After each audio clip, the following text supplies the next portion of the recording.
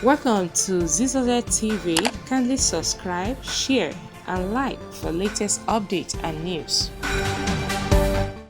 Subscribe to this channel and press like and subscribe and to get notifications each time I post. Okay, guys.